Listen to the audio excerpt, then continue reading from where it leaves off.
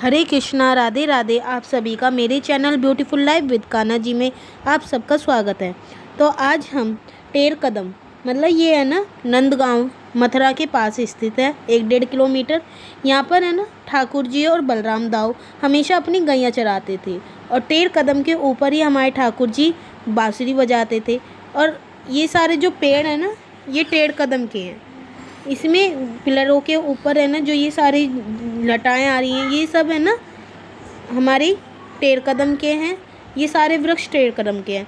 तो अब हम अंदर जाते हैं तो देखते हैं कि वहाँ पर एक महाराज श्री वहाँ की कुछ कथाएं बता रहे हैं जो टेर कदम के बारे में लोगों को जानकारी दे रहे हैं।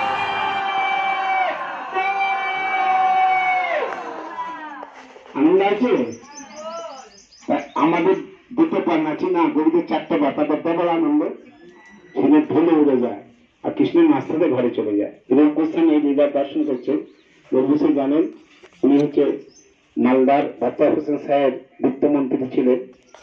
মালদা তো নদিয়ার মধ্যে না, তাদের মালদা আলাদা কি রামখিলি মালদা আলাদা নদিয়ার পাশে তো মুর্শিদাবাদ, তো মালদা মুর্শিদাবাদ।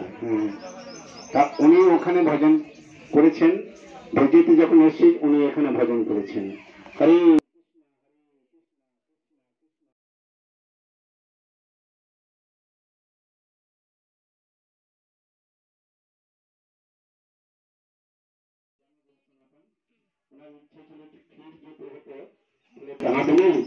পাতাম